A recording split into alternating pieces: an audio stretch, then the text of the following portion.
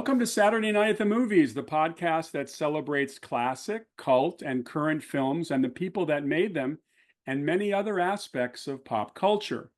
I'm your host, Steve Rubin. Our producer is Ben Shrewsbury, and our signature theme was composed by Greg Lerhoff. Here it's always Saturday night, and our mission is to chronicle film and pop cultural history one memory at a time. Tonight, we welcome a major player on the film and TV scene for over 50 years, a former talent agent with MCA, the former president and CEO of 20th Century Fox TV, the former president of MGM Television, the former head of Goodson Todman West Coast Productions, a true guiding light, and the author of a wonderfully informative and candid autobiography entitled You Can't Fall Off the Floor and Other Lessons from a Life in Hollywood, co-written with his grandson, screenwriter, novelist, and memoirist, Nick Katleman. We welcome Harris Katleman. Hello, Harris. Hi, thanks for having me. Oh, it's a great to have you on the show. And I have to tell you that it's very seldom that executives who were near the top of the food chain, if not at the top of the food chain, write their memoirs. It's uncommon. I don't think Darryl F. Zanuck ever wrote his memoirs. I don't think Louis B. Mayer ever wrote his memoirs. But what I found particularly fascinating about your book is you gave me some background on some people I only read about in the trades, but I didn't know anything about. And I thought that was great. And then, of course, your involvement in these high-powered decision-making moments in film and TV history. I'm curious, today, a lot of people are comparing the TV business and the film business to the period in the late 40s and early 50s when television first came in and started being competitive with the movies. People weren't going to the movies as much. They were staying home watching I Love Lucy and Gunsmoke. Do you see any parallels with the streaming verse and how it's changing TV patterns at all? Does it remind you of those days? It does indeed. I find streaming instant gratification. Yep, with a 500 channel universe. Exactly. I'm going to put up some pictures, and I would now for those who are listening on audio, we will narrate the pictures. So if you don't see them, but I'm going to put up some pictures of people who have had an impact on your life. And I am going to start with this gentleman right here, Mr. Lew Wasserman. I've heard Lew Wasserman was one of the most powerful people in Hollywood for many years, certainly the head of a major talent agency. And then, of course, when they merged with Universal Pictures. How would you describe, if someone asked you what Lew was like in real life, you were right there working for him. In fact, you were driving for him as his personal chauffeur. What kind of man was he like? Lew Wasserman was a genius. He was one of the smartest men I ever worked for, and I did work for some really interesting people, starting with Lew and Kirk Kerkorian and Marvin David, et cetera, and Barry Diller. But Lew had a faculty of getting right to the point. He didn't play games. If you showed up late in Lew Wasserman's office for a meeting and you were late, he'd say, "Goodbye, don't come back again." I mean, he was right to the point. He was there, he was smart, and he's the man who really revolutionized the whole television and motion picture business. It was Lew who, when Universal was on the verge of bankruptcy, that he went to the owners, or the GM, not the owners, but the CEOs of Universal, Bill Getz and Leo Spitz, and said, "Look, you guys are on the verge of bankruptcy. The only thing that's keeping your studio alive is mom and pop kettle movies. I'll make a deal with you." Jimmy Stewart found a property he's willing to do. It's called Bend of the River, and he'll do it for Universal for 50% of the share of profits. And they both said, "No way." And Lew's answer was, "Then go bankrupt." But let me stop you just for a second. You said Bend in the River. Did you mean Winchester 73?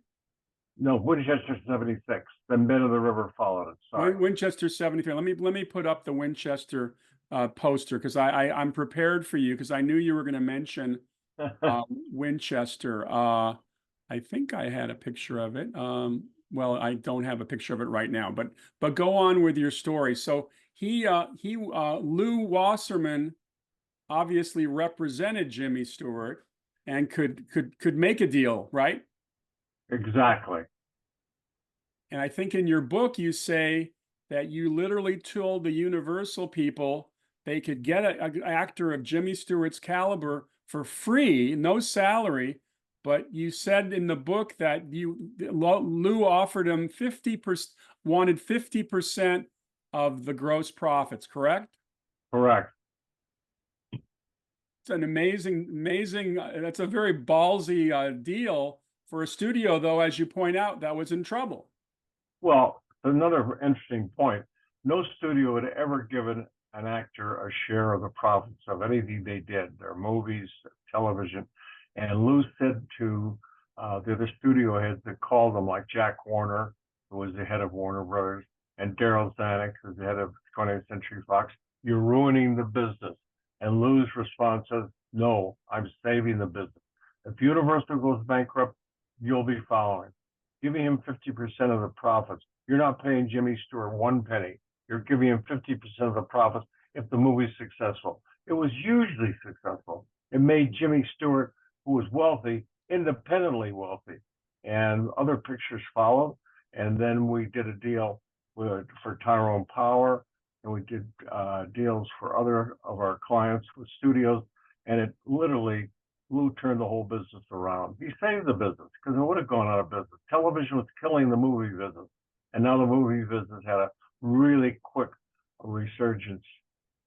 Harris, I'm just curious. This wasn't in your book, but I'm curious that during your time at MCA and working with Mr. Wasserman, did you ever have any contact with Audie Murphy? Well, Audie Murphy was a war hero, and he did a movie for Universal, and it changed his whole career from being a war hero. He became a movie hero, and that also helped Universal survive bankruptcy. Yes, no, I'm well aware. In fact, he did over 30 movies for Universal. And in fact, he's in a Jimmy Stewart film that Universal released called Night Passage, which was much more elevated than a lot of the B Westerns he's doing. But speaking of other movies, let me pull up an image that we all know from classic Hollywood. And this is, of course, an iconic image from Here to Eternity. Burt Lancaster and Deborah Carr on the beach in Hawaii. Now, I read with fascination that this original novel by James Jones comes to your desk as a young agent at MCA, and you were told by your boss that it was a war picture and to dump it. Is that true? Correct. My boss, whose name was Ned Brown, I'd just been promoted from being an office boy, and after that, being Lew's sort of personal assistant, and he put me in the literary department. And Ned Brown was leaving the office for the day, and he tossed me this manuscript. He said, "Here, read this. Let me know what it is." And so I read it, and I said, "This is great. I love it." And Ned Brown, it's just another movie about war. Forget it. And interesting point was, I was coming out of Columbia Studios, dropping Mr. Wasserman off, and a man came out and he had a flat tire. His name was Buddy Adler. And Buddy Adler said to me, "Can you give me a ride back to Fox?" He was the co-head of 20th Century Fox. And I said, "Of course." So he said, "What do you do, young man?" I said, "Well, I started out as Lew Wasserman's assistant, and now I'm sort of in the literary department. You ever come across anything good to read?" I said, "Yes, I have this," and I happen to have it in the car. I said, "I have this manuscript called From Here to Eternity. Let me read it." Called Lew the next day. "This kid you have as an assistant gave me a manuscript called From Here to Eternity. I want to buy it now." And that's how it all came about. And this is such an amazing story because you think of the book being a a big bestseller. I would think it would be on people's but maybe was this before the book was released? Was this galley proofs before it was released, or had it already been released? No, the book had come out. These were galleys that I happen to have on that I'd read a couple of maybe a week or two before. Right, right. Now, working with Lou on and setting up this deal, did Wasserman get some of his people into the movie? Were either Burt or Deborah Carr, Frank Sinatra, were any of them MCA clients? No, they're all William Morris clients. That's another story of how Lou used the power of the agency for a movie called Young Lions at Fox. But that's another. Oh yeah, well I'm prepared for you because you're talking about some of my favorite movies. So let me put up the Young Lions poster. So the Young Lions is based on an Irwin Shaw novel. I actually met Irwin Shaw in Switzerland in 1974. He's the only person I've ever interviewed who refused to be recorded, or I couldn't take notes. So I sat there for an hour having a nice conversation with him. Actually, the first thing he asked me when I met him, he said, "Who broke your nose?" And I said, "Why did you ask me that?" He says, "Well, I was in a lot of fights when I was in the military." He got his nose broken repeatedly, apparently. And then, of course, Monty Clift in the movie joins the army and gets into these fights as well. But the story in your book is a classic where you mentioned, and I'm not spoiling anything, guys. There's like 10,000 stories in Harris's book. So this is just one of them. But you said that Lou Wasserman went to the producers and said that went to Zanuck and said Marlon Brando insists that Dean Martin be cast. That's completely correct. Dean was Jerry Lewis doing song and dance and television, but he'd never been an actor. And Zanuck said, "It's not going to work, Lou. I want Burt Lancaster, but I'm not putting Dean Martin in a movie." And Lou's retort was, "Then you're not going to make the movie, are you? Because without Dean Martin, no Monty Clift, no Deborah Carr." And it went on and on and on. And Lou says, "You're blackmailing." And Lou says, "No, I'm not blackmailing. I'm just giving you a piece of advice. Want to make the movie? Dean Martin plays his part. You get Burt Lancaster. Well, you mean Marlon Brando. Marlon Brando. Right. And then you say that the whole thing was made up, that the Marlon Brando had nothing to do with Dean Martin getting cast, but it was Lou Wasserman using his genius. Well, it was also Marlon Brando in a major client of MCA's, and he respected Lou and Marlon's personal agent, who was Jay Canner, and we say it was a plot to get Dean in the movie. Turned out to be very smart casting, because Dean Martin, who'd been just doing those musical comedies with Jerry, did very well as a dramatic actor. He was terrific as that. Yeah, I remember the part well. Michael Whitaker, who was a Broadway producer and singer, of course. No, I thought it was a great story. Another movie that had some interest and also again involved you. Let me pull it up here.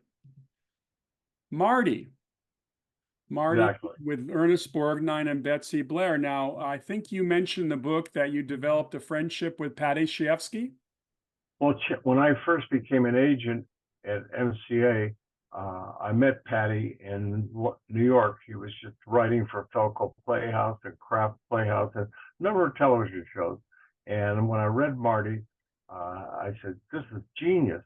And it was on, as I say, Felco Playhouse, or either Felco or Kraft, on television. And Lou said to me at the time, "We just signed Heck, Hill, Lancaster." Heck was Harold Heck. Hill was a director, and Burt Lancaster. They started their own personal movie company, and they were bankrolled by United Artists. And Lou said, "You have a property that you come across that would work for them? They don't have any to make a movie with yet. They're just a new company."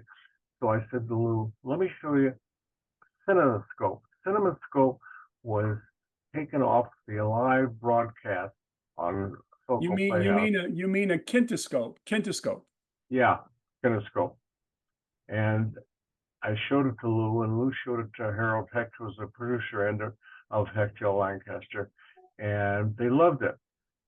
Unfortunately, Ernest Borgnine was a William Morris client. He wasn't an MCA client, but Marty got made, won the Academy Award, and we took a lot of shots at getting Marty as a client, but it didn't work. What an underdog movie that year. You know, a movie that I think it was made for very little money. Completely. Ernest Borgnine was virtually unknown. He done some character parts. Of course, he plays the bad guy in From Here to Eternity. He's Fatso Judson. Yeah, Yeah. no. And such a wonderful. I once met Ernest Borgnine outside a dentist's office in Beverly Hills. I told him that I was getting involved in producing. His comment was, "When do we go to work?" He was definitely one of the great actors of all time. And I didn't realize Betsy Blair, who plays his girlfriend in the movie, was married to Elia Kazan. So Correct. crazy. Let me pull up some more pictures here.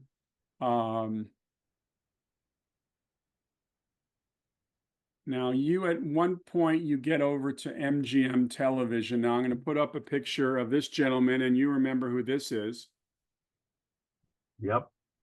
James Aubrey, who came aboard, actually first came aboard as head of CBS, and then I guess MGM. Interrupt you. His nickname was the Smiling Cobra.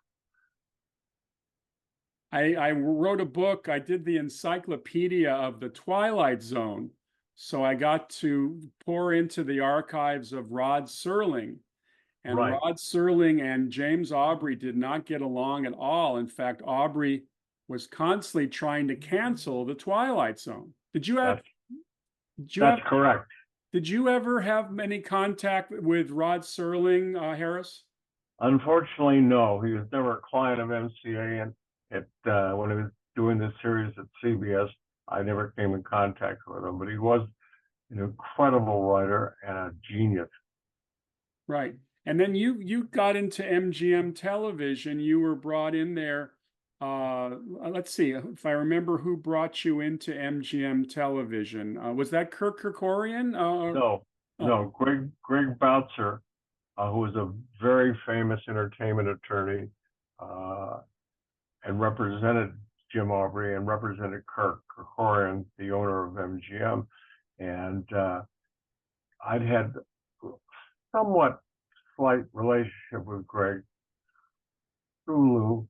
And one day Greg called me and said, "I'd like you to meet Kerkorian, be at Santa Monica Airport, fly you down there for this personal plane." So I went to Santa Monica Airport, I flew to Palm Springs, and I met Kirk. And he said, "Your background precedes you. I know you're one of the top agents at MCA. I know that you really ran Goodson Todman. Mark Goodson had brought you in there to run it, and you did an incredible job.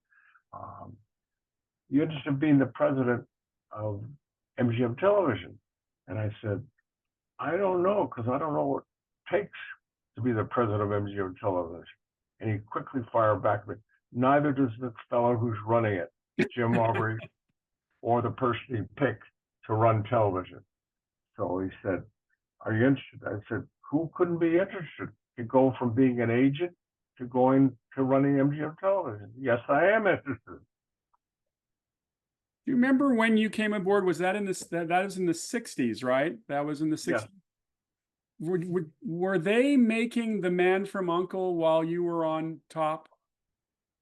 No, I had nothing to do with The Man from U.N.C.L.E. When I joined MGM, I did Courtship of Eddie's Father, Chips, and Medical Center, and those television shows. So that was the 70s, and I think you made an interesting point. I was a Chips fan. Who couldn't be a Chips fan? I mean, those two guys on motorcycles, and the very well written show by I think it was Rossner. Rossner wrote Rick Rosner. Rick Rosner, and you said that somebody gave away the profits on that show.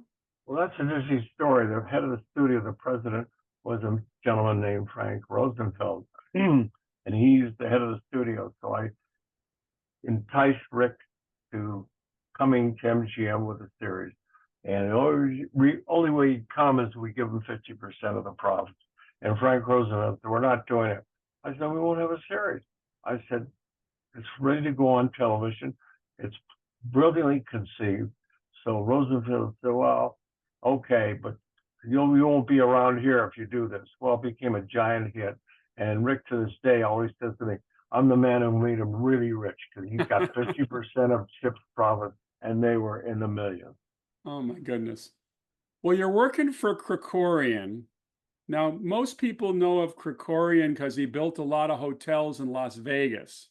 Correct. From what I gather from your book, Kerkorian left you pretty much alone in your choices for programming. He wasn't the kind of super boss who looked over your shoulder much. Is that accurate? Completely accurate. When I became the president, we made a pilot, and I said to him, Kirk, do you want to see the pilot? He said, you know what, Harris, just continue doing what you're doing. I'm not interested in being in show business. Just keep doing it.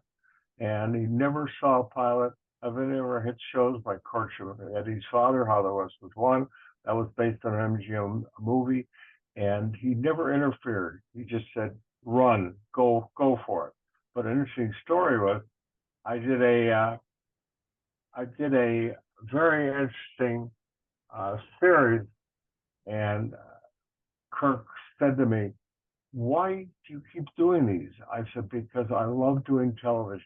I said, in the movie business, you do a movie, you wait for 6 months to appear in the theaters, and maybe you're a hit, and maybe you're not. Television, instant gratification. You make a pilot, gets on the air, you know you're a hit right then. So I had a situation where we did pilots for your viewers, if you're not familiar. You do a pilot and you take it to New York, the networks decide if they're going to put it on, they're not going to put it on, and it's just that way. So 1 year, my second year as president of MGM Television, we did 8 pilots. I didn't sell one. Came back to Los Angeles, and I said to Kirk, I flamed out, Kirk. I did 8 pilots, but we didn't sell any of them. And he looked at me with one breath. He says, Harris, you can't fall off the floor. You'll do better next year. And next year I made 6 pilots, went 6 for 0. I made them all, and I sold them all. So Kirk was a really patient mentor. And he coined the term for your book title, which is a great title. You can't fall off the floor. Now, another interesting point, which I thought was, at least I found it interesting, was he needed some money. You don't think of Kirk Kerkorian needing money, but I guess he needed $90 million, and you decided to license some MGM movie titles to CBS. Is that accurate? Well, to jump ahead, there was an embargo by all the major studios, almost bordering on antitrust. The studios said, we don't sell movies to television. We're not going to help television put the movie business out of business. So Kirk came to me and said, we're building the MGM Grand. We're $30 million short to meet payroll to continue the hotel, or else they're going to shut it down, the building trade. So I went to New York, and Bob Daly at the time was the head of business affairs at CBS. Subsequently, he became the president of CBS, and then became the president of Warner Brothers. But that's another story. So I went to Bob Daly and I said, look, you flamed out with a Merv Griffin hour television series going against Johnny Carson.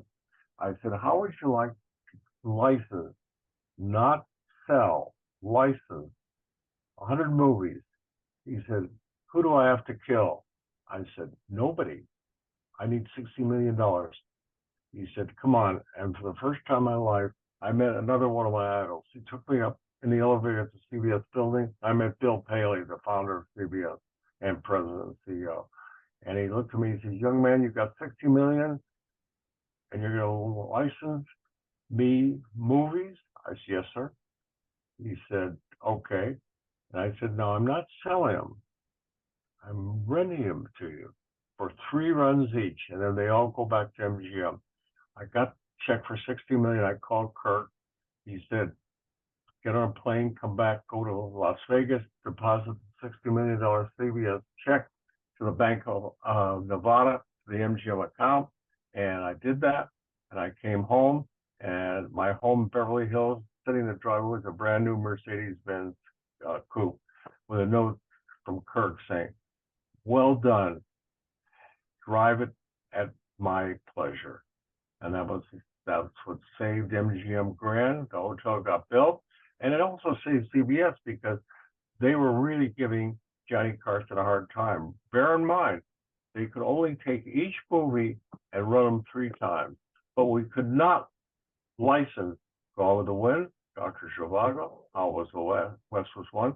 We could only license sort of B movies.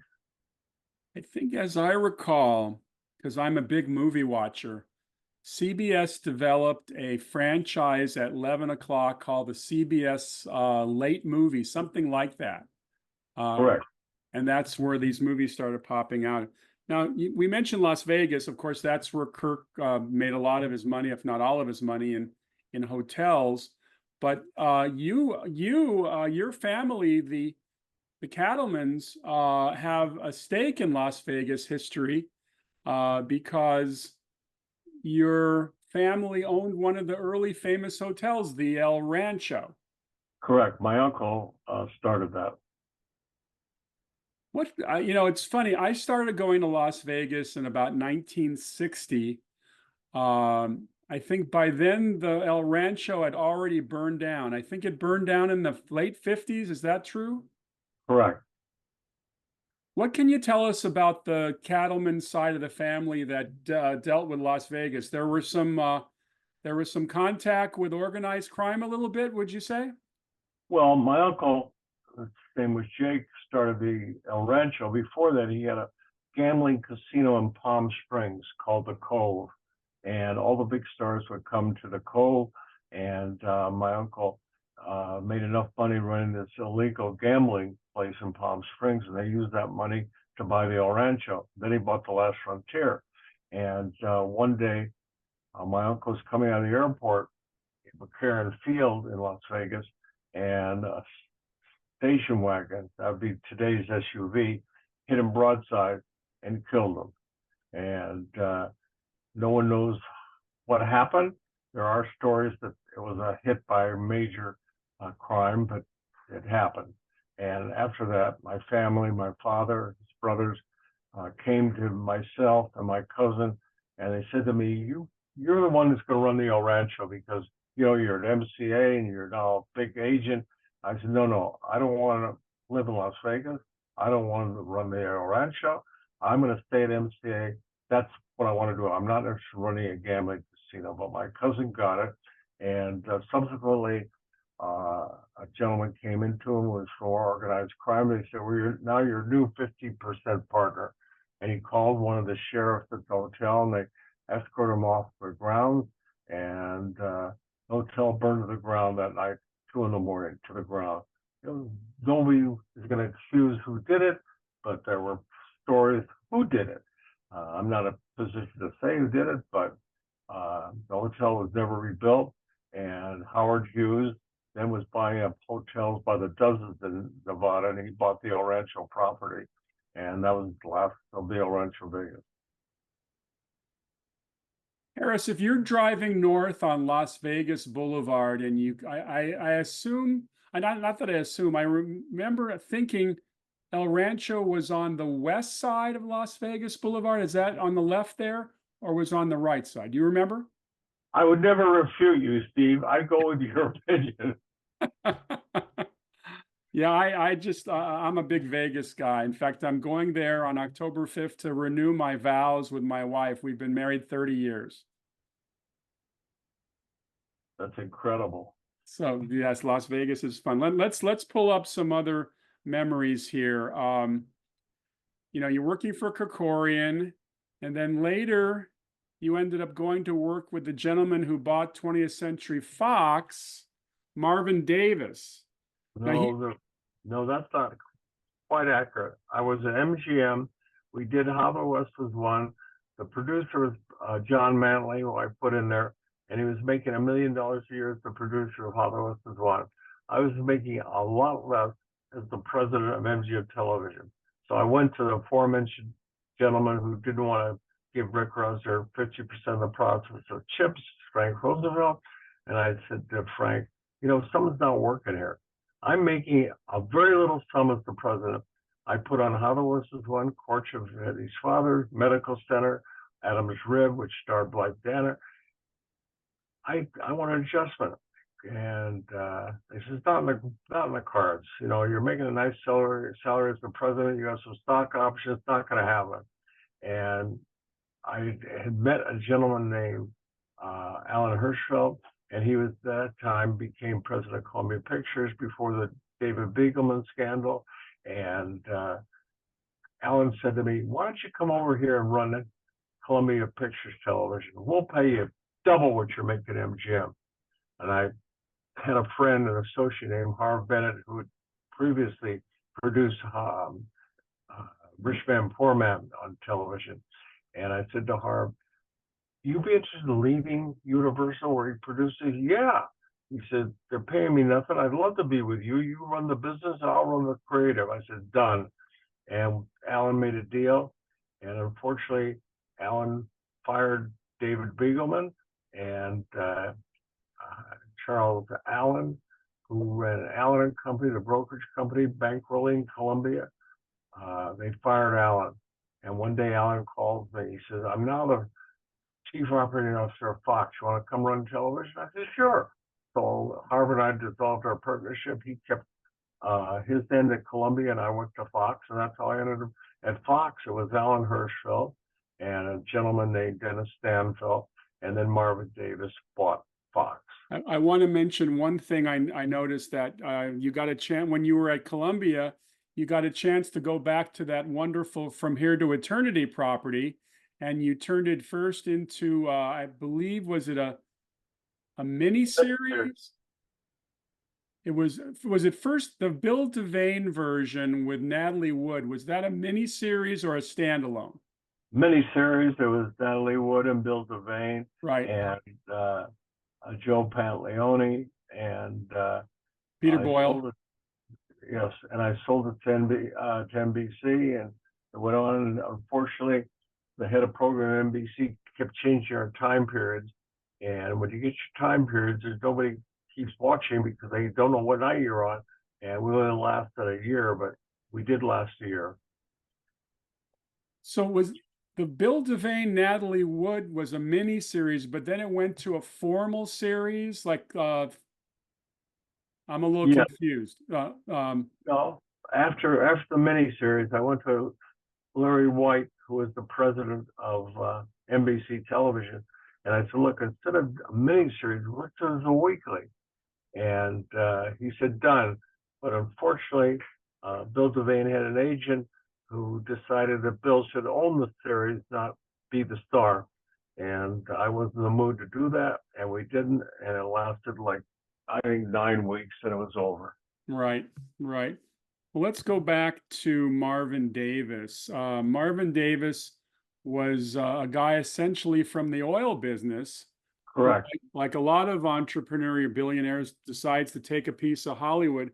How would you characterize his tenure of the studio? Do you think it was a productive tenure, or was he more interested in oil than movies?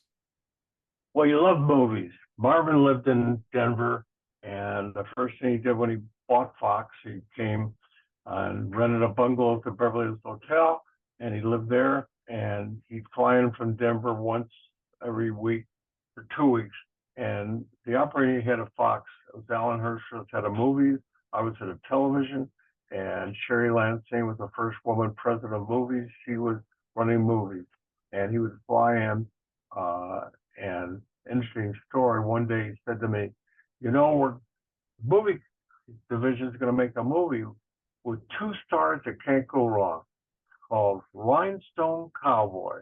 And my job at Fox, I sold the movies to television, meaning I sold the movies to HBO, Showtime, the television channel. And I said, who's starring? He said, Sylvester Stallone and Dolly Parton. I said, well, I know Dolly's a great singer and Stallone did Rocky, but I don't think this is a great sale. I mean, maybe I'm wrong. I just do television. No. He used to call me Square Deal. No, Square Deal, because it's the biggest movie and it's bigger than Cleopatra. Marvin, I don't think so. The worst movie we made in a year. I had nothing to do with it. I was writing television, but I'd sold the movie prior to its release to ABC, and the president of ABC Television said to me at the preview of the movie, how much do I have to pay you to get out of this deal? It was a disaster.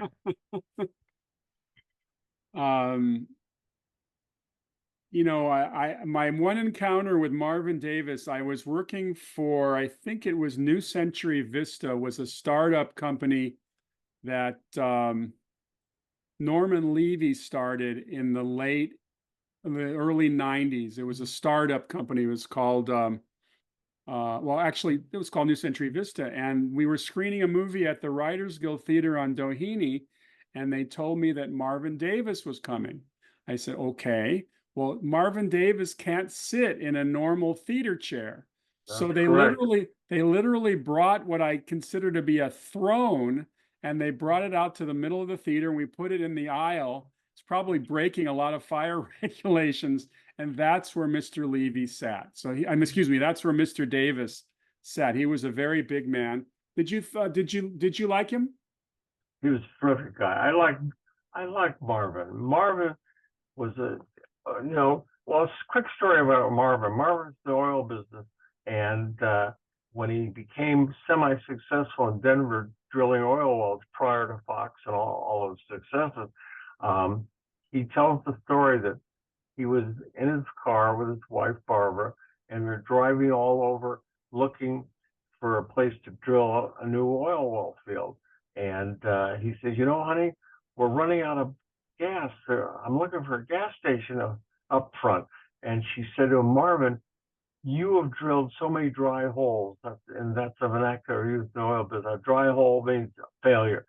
That the next gas station we come to will be out of gas. So Marvin didn't find gas, obviously, but then when he came to Fox and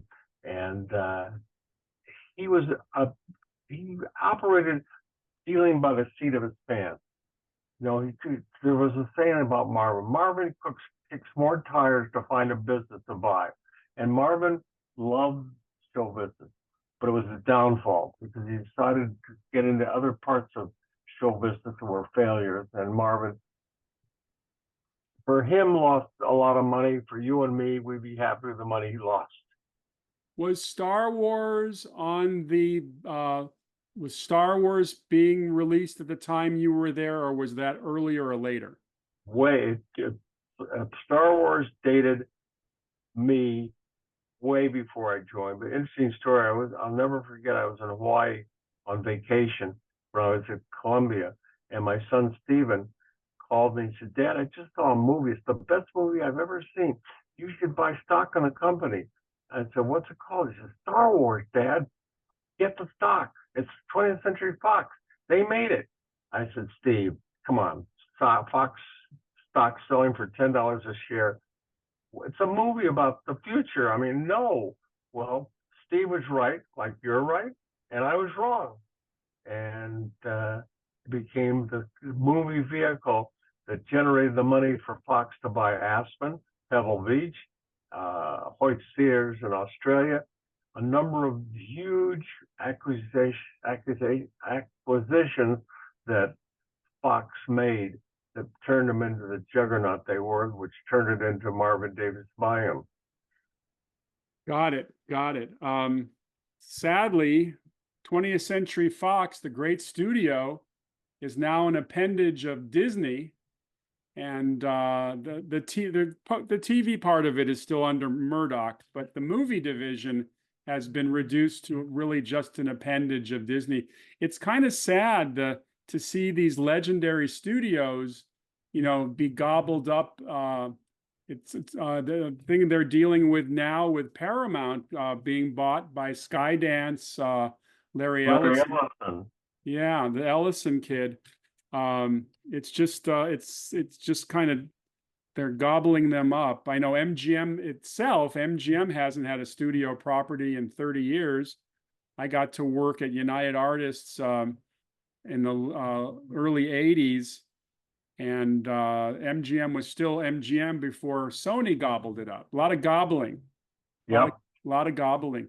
Let's put up some more pictures here. Let's see. Let's see. Well, we should talk about Mark Goodson, because you spent a good amount of time at Goodson Todman. Now, how does a guy who's coming from movies and TV suddenly become part of the game show world? I mean, that was a little bit of a stretch. Well, the game shows preceded the movies and TV. I was at MCA, and I was doing quite well as an agent. And one day I dealt with Mark Goodson when Goodson Todman was stars for the game shows. And one day Mark Goodson said to me, "How much money do you make a year?" So I told him what I made, which I consider a good amount of money at MCA. And he said, "I'll tell you what, I will pay you triple what you're making, and I'll give you 10% ownership in Goodson Todman if you join me to run the company." He said, "Because while Bill Todman is a super salesman, he's had some medical issues, and so I need somebody to help him sell our shows." I said, "Okay." And I left, and I went to Lou, and I said, "Lou, I got an opportunity to make considerable amount of money that I'm making here at MCA." And he said, "Harris, the money you're telling me you're making is more than I'm paying the head of our movie division at MCA. We can't give you that kind of money." I said, "Well, my wife is pregnant with our first son, Stephen, and I have to take it." So Lou said, "Well, good luck, but once you leave MCA, you can never return. You're gone. You can't come to me and say, 'Look, Goodson Todman didn't do well, da da da da.'" And I said, "Well, I'm willing to gamble myself. I believe in myself. I think I know what I'm doing." And I joined Goodson Todman, and we really had so many hit shows. We had "What's My Line?" "I've Got a Secret," "Password," "To Tell the Truth," "Family Feud," and the quiz show scandals came through. And Goodson Todman was the only game show company that's not implicated in any of the quiz show scandals. Make a long story short, we ended up with 60 hours of television a week of game shows controlled by Goodson Todman. And the money I generated from my 10% ownership of Goodson Todman, I bought a beautiful home in Beverly Hills, and it was Haiti bar the door. Everything was really working out. I was making more money than I ever dreamt I'd make. And it was a really good thing. Mark Goodson was the other genius. Genius I worked for, Lou Wasserman, Mark Goodson, they were genius. Kirk Kerkorian was a street fighter. He was also a genius. So I then ended up with Barry Diller, and Barry Diller and I had our differences, but when he came into Fox, I said to Barry, "I imagine you're going to fire me because, you and I didn't get along when you were at ABC." He said, "You know what, keep doing the good job you're doing and just don't bother me." And that was the end of it. And Barry is a genius today too. So I've been really fortunate, and the people I've crossed paths with not only taught me, I learned from them. And that to me was something better, having graduated magna cum laude, which I didn't graduate, period. Well, there's Barry Diller. We know Barry Diller. So Harris, with all of these roles, working for all of these different scenarios, you seem to get along with everybody. I mean, there doesn't seem the people that you didn't get along with obviously didn't respect you, but that seems to be the minority. What do you think about you personally got you all these good jobs and got you to the virtual top of the business? What do you think about you that you brought to the table? I think that I learned from my mother and father, don't give up. Don't take no for an answer. Keep plowing ahead. And I followed that. In fact, my mother, before she passed away, had a saying, honey, remember, life's a celebration.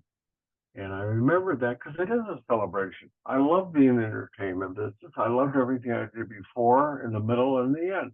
Because there never was an end, but I kept doing things. So to me, don't give up. Keep persevering, because the Business and Unemployment Bureau is full of people who gave up. I never gave up, and I did well. Did I cross swords with a few people in my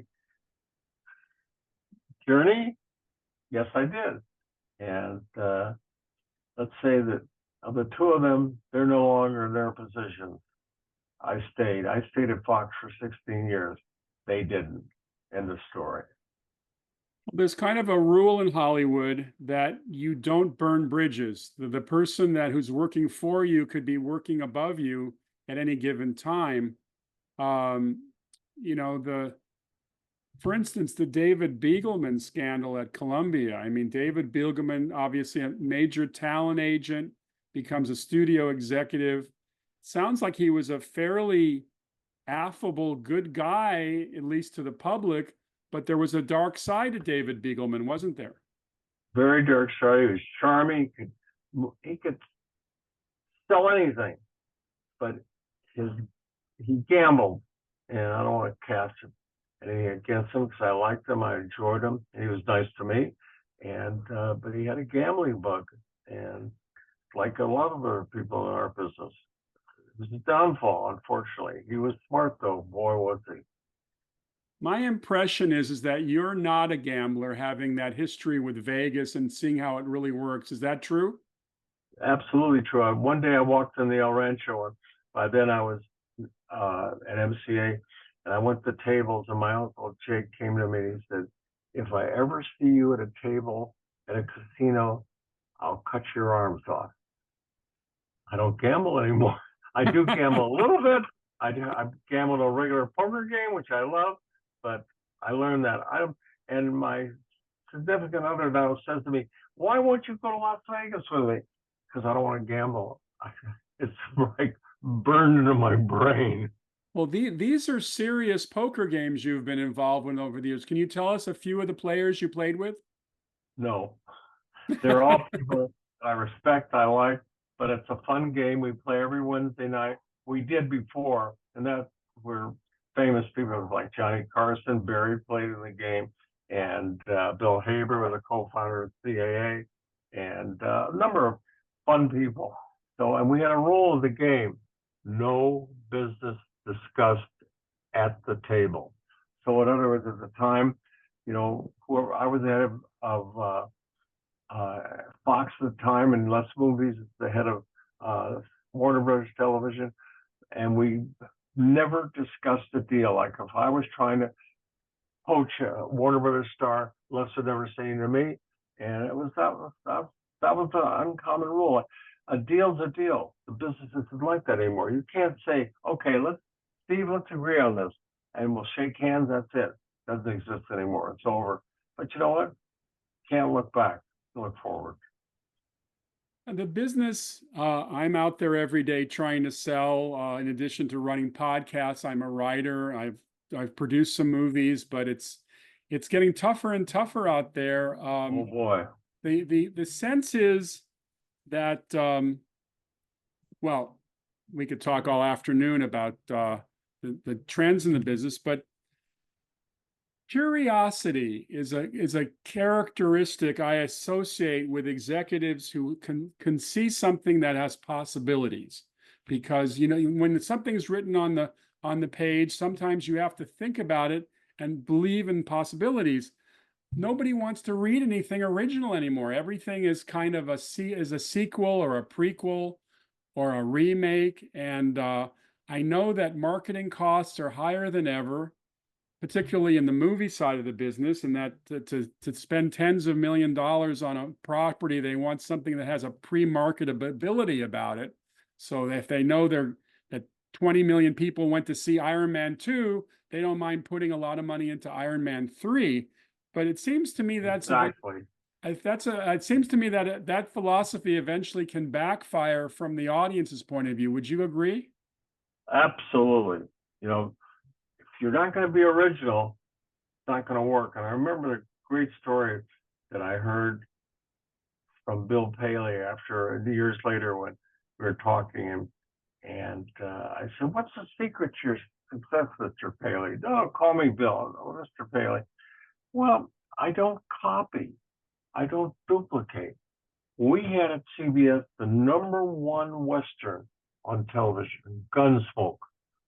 The ones that followed us all failed. Gunsmoke stayed on for 16 years. So if you're going to follow anything, be original. And that's the only thing I tried to do when I was running Fox and MGM and Columbia. Be original. Don't copy. You're not gonna work. It's gonna fail. Well, You know, speaking of originality, there's a little series called The Simpsons. Now, I believe that this started to emerge as a property under your tenure. it did indeed. It was an interesting story.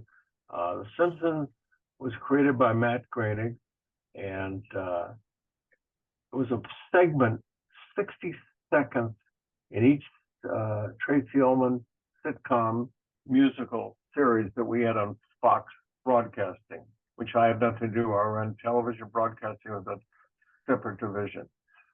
But the creator was Matt Groening. The producer is Jim Brooks, who produced Terms of Environment, Taxi, a Mary Tyler Moore Show. He was another genius in the business. And one day Jim came into my office.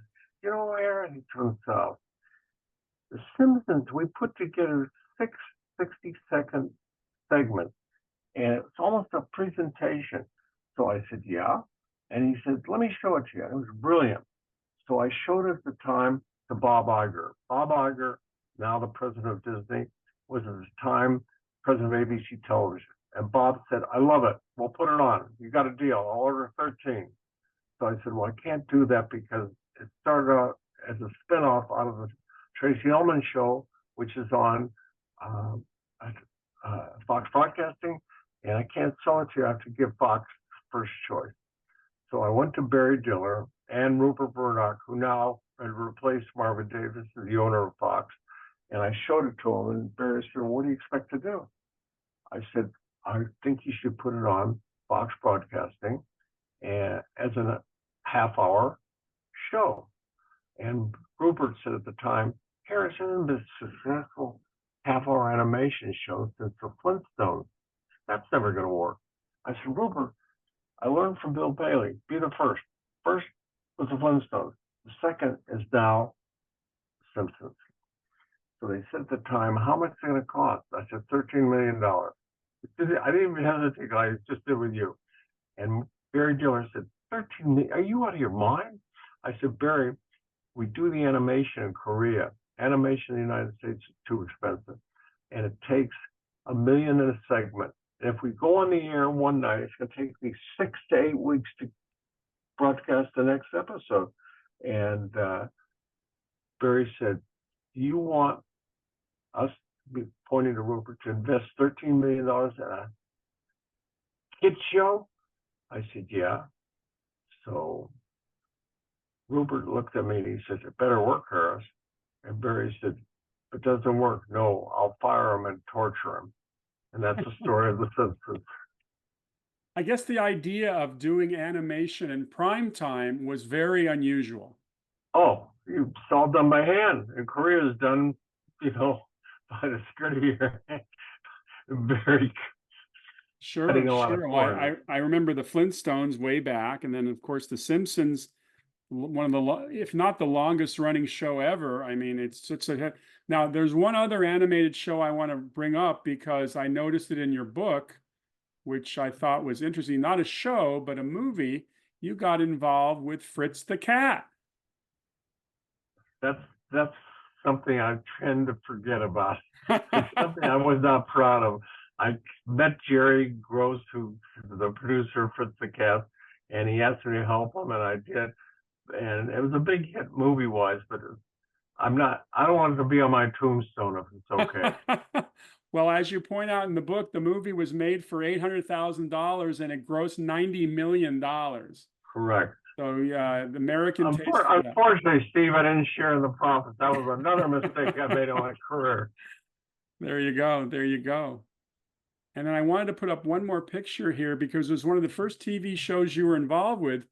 In the 1950s, it seemed like every show on the air was a Western. Correct. And you got involved with a show I remember because I remember the theme. Johnny Yuma was a rebel.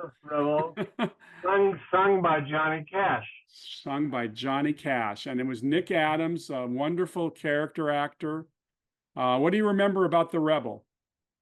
The Rebel, I was running Goodson Todman, and I met these two guys. I was really impressed with them. It was Andy Fenady, who was a brilliant movie maker, and Irving Kershner, who was a brilliant director. And they're doing a local show on television here called Coates' Confidential Files. And it was a half hour on Saturdays. And they showed me the script. I said, that's brilliant. And they said, we want to make a pilot. So I called Mark Goodson and he said, hey, if you believe in it, I believe you. What's it going to cost? I said, get ready for this, Steve. I said, well, we can make a half-hour pilot for $60,000. Mark said, okay, write the check. So we wrote the check, we made it, and the pilot was brilliant. Directed by Irving Kershner, who subsequently won Academy Awards, and Andy Fenady produced it. And it became a hit, and I will say very, very shyly, I'm responsible for Ronald Reagan becoming president of the United States. What happened? Ronald Reagan was hosting GE Theater on CBS at 9 o'clock, and The Rebel was put on by ABC at 9 o'clock against Ronald Reagan. And in 3 weeks, we knocked him off the air. He's no longer the host, and he's just now doing another little talk show or something. But he no longer was Ronald Reagan, the host of GE Theater, which is sponsoring the whole show, and it was really the high level show on television, and that led him into politics. And I must say, I enjoyed a really nice relationship because Ronald Reagan was an MCA client, not mine, but I serviced him when I was an agent, and he never forgot. He used to kid me when he invited me to his first inauguration. He said, "You're responsible for this." I said, I think a lot of people would not be happy to hear that, Ron, but I'll take the credit. Got it. Got it. Well, this has been absolutely wonderful. I want to remind the viewers and listeners that you've got to pick up Harris's book. It's the book with a very interesting title of "You Can't Fall Off the Floor," based on a quote by Kirk Kerkorian. It's available online, as all good books are these days. Harris, this has been absolutely wonderful. I really appreciate you taking the time because you filled in quite a few gaps in the history of Hollywood. Thank you. I've enjoyed this, Steve, because it's fun doing this, sort of reminiscing. And as I said, my book came about. My grandchildren would come to the house. They'd say, "Did you really represent so-and-so? Did you really represent so-and-so?" One day I said to my children, my two sons and my daughter, I said, I'm going to write a book because if I die, I don't want my grandchildren not to know what I did. Fortunately, I didn't rob any banks, so I had a successful career. So that's how the book came about. I wrote the book and conned my grandson into helping me, and there you have it. Well, it's very nicely written. You've been listening to Saturday Night at the Movies. I'm your host, Steve Rubin. Our producer is Ben Shrewsbury. Harris, I look forward to further communication with you. This show will be on next Monday. I will get you the links. But thank you so much for taking the time. Thank you so much for putting up with me.